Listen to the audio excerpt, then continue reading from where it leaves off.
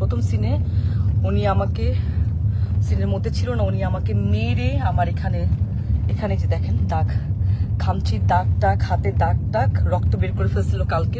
আজকে আমি লাইভে আসছি একটা কথা বলার জন্য।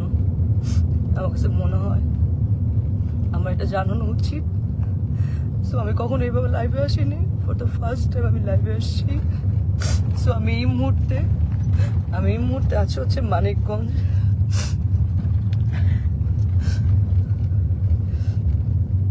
আমি এই মুহূর্তে আছি মানিকগঞ্জ ডিরেক্টর রাফাত মজুমদার, রিঙ্কু ভাইয়ের একটা কাজে আসছি ফিকশনে। এখানে আমার সাথে আছে তানজিন তিশা, সুতিজামান, সেলিম ভাইয়া, মোমেন আন্টি এবং অ্যাক্টর মিরাপি। তো আমি জানি না আসলে, গতকালকে আমার প্রথম সিন এবং গতকালকে আমি মানিকগঞ্জ আসি। এসে আমি তানজিন তিশা আপুর জন্য আমি খুব সুন্দর ঢাকা থেকে গিফট নিয়ে আসছিলাম, যে আমি তানজিন তিশা আপুকে গিফটগুলো দিব। কারণ আপু এত সিনিয়র, আপু একটা ফিল্ম করতেছে, আপুকে উইশেসের জন্য আমি আপুকে আসলে গিফটটা দিই, কিন্তু আপু গিফটটা নেয় না এবং সে গিফট অ্যাকসেপ্টও করে না, এবং সেখানে সবাই ছিল, সবাই দেখছেও। তো আমি কিছু বলি না যে উনি হয়তো গিফট নেয় নেই, ঠিক আছে, মেনে নিচ্ছি। তো আমার প্রথম সিনে আমি যখন শুরু করছি তখন সেখানে গিফটগুলো দিব। কারণ আপু এত সিনিয়র, আপু একটা ফিল্ম করতেছে, আপুকে উইশেসের জন্য আমি আপুকে আসলে গিফটটা দিই, কিন্তু আপু গিফটটা নেয় না এবং সে গিফট অ্যাকসেপ্টও করে না, এবং সেখানে সবাই ছিল, সবাই দেখছেও। তো আমি কিছু বলি না যে উনি হয়তো গিফট নেয় নেই, ঠিক আছে, মেনে নিচ্ছি। তো আমার প্রথম সিনে আমি যখন শুরু করছি তখন সেখানে প্রথম সিনে উনি আমাকে সিনের মধ্যে ছিল না, উনি আমাকে মেরে আমার এখানে যে দেখেন দাগ, খামচির দাগ টাগ, হাতে দাগ টাগ, রক্ত বের করে ফেলছিল কালকে প্রথম সিনে। এবং সেইটা যখন মনিটরে এসে আমি যখন দাঁড়াইছিলাম তখন রিঙ্কু ভাইয়া এবং সেলিম ভাইয়া দুজনেই বলতেছিল যে তিশার কি হয়েছে, তোমার সাথে কি কোনো ঝামেলা আছে আগে, ও তোমাকে এভাবে মারলো কেন, বা কি আসে বিষয়। আমি তখন আসলে এক পর্যায়ে আসলে আমি বলে দিছিলাম যে হ্যাঁ, এর আগে আমি যখন আসলে নাটকে মুশফিকুর ফারহানের সাথে কাজ করতাম অ্যাজ এ কো আর্টিস্ট হিসেবে, তখন তিশা আপু আমাকে এরকম ফোন দিয়ে থ্রেট দিছিল যে হ্যাঁ ফারহানের সাথে কাজ করতে পারবা না। আমাকে না, আরো অনেককে আসলে এরকম উনি ফোন দিয়ে থ্রেট দিছিল, যে পায়েলকেও, কেয়া পায়েল, তারপর আরো অনেককে এরকম ফোন দিয়ে উনি থ্রেট দিছে যে কাজ করা যাবে না। তো আমি তখন বলছিলাম ওই সময়টা যে আপু কেন আমি কাজ করব না, আমি তো আর্টিস্ট, আমি তো সবার সাথেই কাজ করব, ফারহান ভাইয়ের সাথে কাজ করব, জোবান ভাইয়ের সাথে কাজ করব, সবার সাথে। ফারহান ভাইয়ের সাথে কেন কাজ করব না, কি সমস্যা কি? তখন আমি বলছি হ্যাঁ আমার ফারহান আমার জামাই হয়। আমি তখন আর কিছু বলি না, আচ্ছা ঠিক আছে, মনে হয় পার্সোনাল ওনাদের ব্যাপার হয়তো। তারপরে এরপরে গিয়ে কিন্তু আমি ফারহানকে জানাইছি ফোন দিয়ে যে ফারহান তিশা আপু কিন্তু আমাকে ফোন দিয়ে এইসব কথাবার্তা বলছে, এইভাবে হলে তো কাজ করতে পারবো না। তো সেটাও তাও 1-2 বছর আগের কথা। যাই হোক, উনি হয়তো ওই ক্ষোভ বা এই রাগ নিয়ে আসে কিনা, আই ডোন্ট নো। আজকে আমার সব সিন শেষ, আমি লাস্ট সিন। তো ওই সিনের মধ্যে লেখা ছিল যে আমি গিয়ে তিশাপুকে, সিনের মধ্যে লেখা যে আমি গিয়ে তিশাপুকে চট দিব এবং চট দেওয়ার পর উনি ওইখান থেকে চলে যাবে, এটা সিনের মধ্যে লেখা। তো আমি টেকনিক্যালি, আমরা তো আর্টিস্ট, আমরা তো টেকনিক্যালি কিন্তু আসলে আর্টিস্টকে আমরা যদি কেউ কাউকে মারে বা আঘাত করে আমরা কিন্তু খুব সফটলি টেকনিক্যালি সেটা করি। তো আমি তিশা আপুকে খুব আস্তে করে গালের মধ্যে জাস্ট একটু গালে হাত লাগাইছি।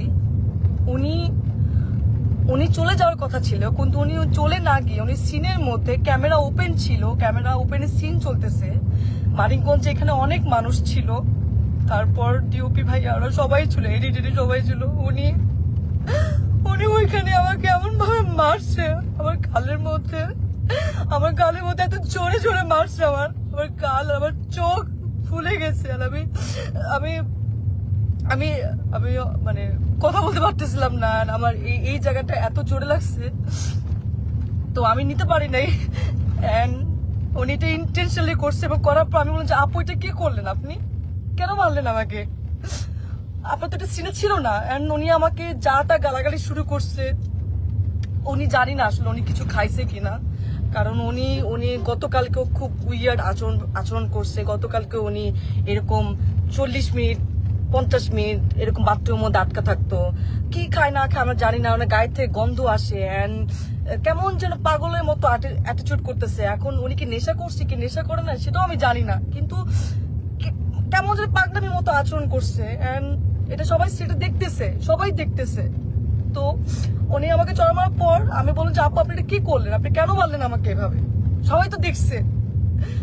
তো উনি আমাকে বলে, আমি পরে ওনাকে বললাম যে আমি কিন্তু একটু সিকিউরিটিকে জানাবো আপু, আপনি যে আমার সাথে এটা করলেন এটা আপনি ঠিক করেন নাই, আপনি আমাকে এভাবে মারতে পারেন না। তো উনি আমাকে বলে যে ও আচ্ছা একটু সিকিউরিটিকে জানাবা, ও ভাইরাল হবা, একটু ভাইরাল হতে চাও।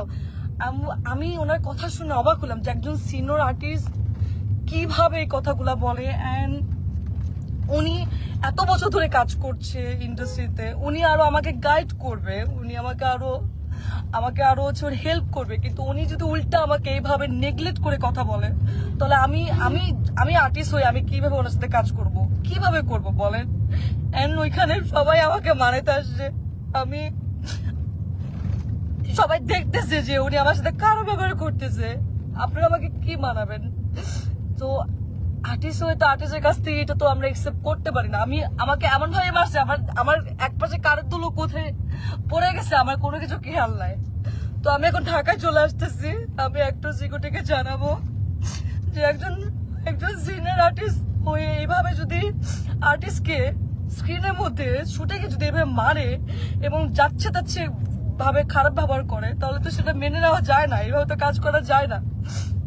আমি তো এর আগেও মেহজাবিন আপুর সাথে কাজ করছি, কাজলের দিন রাত্রি, সেখানে বিকি ভাইয়ের কাজ করছি। কই মেহজাবিন আপু তো আমাকে এত সুন্দর করে কিভাবে কাজ করতে হবে আমাকে সাজেশন দিছে, আমাকে এত সুন্দর করে ট্রিট করছে। তোমার কাছ থেকে আমি শিখছি, আমি তো ভাবছি আমি তিশা আপুর কাছ থেকে শিখবো, কিন্তু তিশা আপু আজকে যেটা করলো এটা এটা এটা তো আমার সাথে অন্যায় হয়েছে, এটা তো ঠিক হলো না, এটা তো একদমই ঠিক হলো। আমি তো কাজ করতে গেছি, আমি তো আসলে এটা তো আমি আশা করি নাই। তো যাই হোক, এখন সেলিম ভাইয়া ওনারা সবাই এখানে ছিলেন, সেলিম ভাইয়া ওনারা সবাই দেখছে, এখন ওনারা জানে ওনারা কি ডিসিশন নিবে। কিন্তু আমি ঢাকায় যাচ্ছি, আমি একটু সিকিউরিটিকে জানাবো যে ওনারা আসলে কি ব্যবস্থা নিবে।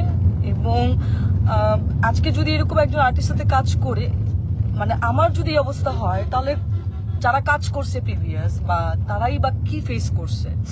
তো আমি তো সবসময় আশা করি যে আমি যারা সিনিয়র, যারা মেহজাবিন আপু বা যাদের সাথে কাজ করব, কখনো সামনে যখন কাজ করব তাদের কাছ থেকে আমি শিখবো।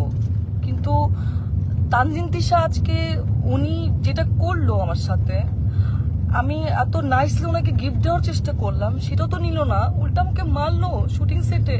এটা কি ঠিক করলো? আপনি তো সিনেমা করছেন না, তানজিন তিশা তো সিনেমা করছে, তো একজন সিনেমা আর্টিস্ট তার তো মনটা অনেক বড় হওয়ার কথা ছিল, সে তো আর আমাদেরকে শিখাবে, গাইড করবে, কিন্তু সে সবার সামনে আমাকে এভাবে মারলো।